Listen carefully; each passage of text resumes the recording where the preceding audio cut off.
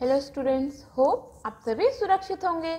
तो चलिए हम पढ़ते हैं पंखुड़िया, जो हमने इससे पहले के भाग में हमारा 15वां पार्ट पढ़ा था। आज हम वही पढ़ेंगे। ठीक है, क्या था हमारे 15वें पार्ट का नाम? मैसूर की सैर।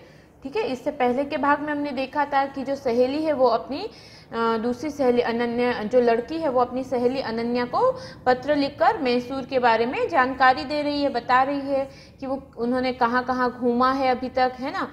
वो बता रही है कि वहाँ पे देखने लायक बहुत सारी जगह है, वहाँ पे सुंदर सुंदर खिलौने मिलते हैं। वे लोग कावेरी नदी के श्रीरंगपट्टनम में नहाने के लिए गए थे। ठीक है, तो ये सब चीजें जो है उसने अपनी सहेली को बताया। आज हम आगे पढ़ेंगे कि उन्होंने खत में और क्या लिखा। तो दूसरे दिन हम सब नाना नानी के साथ वृंदावन गार्डन देखने गए। ठीक है, वह बगीचा बहुत ही सुंदर है और यहाँ इसकी देखभाल भी बहुत अच्छी तरह से की जाती है। अब वो क्या बता रही हैं कि वो कौन सा गार्डन देखने गए थे मैसूर में? वृंदावन गार्डन देखने गए थे। कौन सा गार्डन देखने गए थे? वृंदावन गार्डन। और वो जो गार्डन है, वो जो बगीचा है, वो बहुत ही सुंदर है। ठीक है, और उसकी देखभाल, उस बगीचे की जो देखरेख है वो भी बहुत ही अच्छे तरीके से की गई है। यहाँ की भाषा कन्नड़ है, परंतु नाना जी हमारे साथ थे इसलिए हमें कोई परेशानी नहीं हुई। वृंदावन गार्डन में एक संगीतमय फव्वारा है जिसे देखकर तो मजा ही आ जाता है। ठीक है, अब वो यहाँ पर क्या बता रही है अपनी सहेली को कि यहाँ पर जो है वो कौन सी भाषा बोली जाती है मैसूर में? कन्नड़ भाषा बोली जाती है, कन्नड़। ठीक है, तो उसने कहा कि हमें तो कन्नड़ नहीं आती, लेकिन हमारे जो नाना जी हैं वो हमारे साथ थे इसलिए हमें परेशानी नहीं हुई। ठीक है, भाषा को समझने में या फिर कुछ भी कहीं पे भी घूमने या फिर खरीदने में। वृंदावन गार्डन में एक संगीतमय फव्वारा है। क्या है वहां पर वृंदावन गार्डन में? एक संगीतमय फव्वारा। फव्वारा होता है ना, फाउंटेन जिसे आप कहते हैं। ठीक है, वो वहां पर है। और वो कैसा है कि जब वो चलता है तो उसके साथ साथ संगीत भी बजने लगता है। तो उसने कहा कि वो उसे अगर हम देखेंगे तो हमें बहुत अच्छा लगेगा, हमें बहुत मजा आया वो चीज देखकर कि फव्वारा है वो संगीत के साथ चलता है। संगीतमय फव्वारे की बत्तियों को देखकर ऐसा लगा कि मानो रात ने तारों जड़ी ओढ़नी ओढ़ी हुई है। यहाँ हमने नौकायान भी किया। तब तक सबको खूब जोर से भूख लग आई थी। बाहर आकर सबने मक्खन वाला स्पेशल डोसा खाया।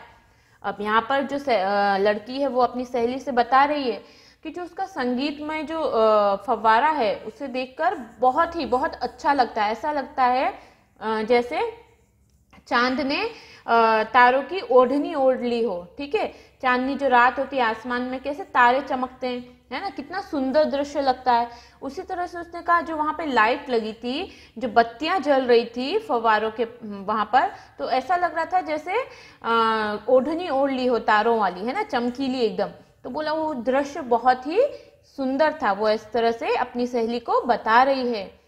यहाँ हमने नौकायान भी किया। अब उसने वहां पे क्या किया? नौकायान, यानी वो नाव पर भी बैठी। तब तक सबको खूब जोर से भूख लग गई थी। वो बता रही है कि हमने इतनी जगह घूमी, ठीक है, उसके बाद हम सबको बहुत ज्यादा भूख लग गई थी और हमने बाहर जाके क्या खाया? मक्खन वाला डोसा खाया। ठीक है, वहां से हम मैसूर पैलेस देखने गए। ठीक है, आप कभी भी मैसूर घूमने जाओगे तो ये सारी जानकारी है वो आपको बहुत उपयोग में आएगी। ठीक है, आपके लिए बहुत जरूरी है ये सब जानना। ठीक है, कि हमारे भारत में कितनी अच्छी अच्छी जगह आप लोग देख सकते हैं। फिर उसने कहा कि जो ये मैसूर है वहां पर मैसूर पैलेस है, वो हम लोग देखने गए। ठीक है, वहां की अद्भुत कलाकृति देखकर तो हम सबने दांतों तले उंगली दबा ली। ठीक है, अब यहाँ पे क्या बता रही है वो कि मैसूर पैलेस जो है वो इतना भव्य है। ठीक है, और उसमें जो कलाकृति, उसमें जो कलाएं की गई हैं, है ना, जिस तरह से उसे बनाया गया है, उसे देखकर तो हमने दांतों तले उंगली दबा ली। यानी इतना सुंदर है कि हम सोच में पड़ गए कि इतना सुंदर कैसे बना सकता है कोई।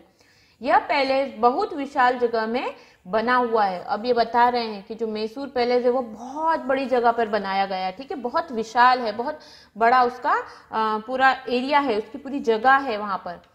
जब बाहर आए तो वहां अच्छा खासा बाजार था जहां तरह तरह का सामान मिल रहा था। विशेष रूप से अद्भुत कलाकृति से युक्त लकड़ी की चीजें मन को आकर्षित कर रही थी।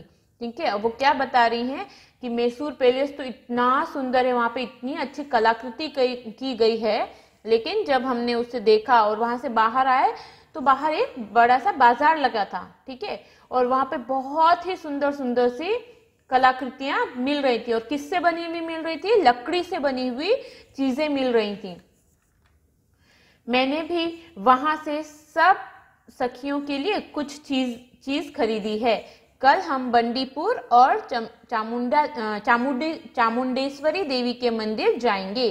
शेष बातें मिलने पर बताऊंगी। अब वो क्या बता रही है कि उसने कहा कि हमने ये सब जगह पर हम लोग घूमे, अब उसके बाद हम कहाँ गए? उसके बाद हम बंडीपुर और चामुंडेश्वरी देवी के मंदिर भी जाएंगे, और बाकी की बातें मैं तुम्हें आकर बताऊंगी।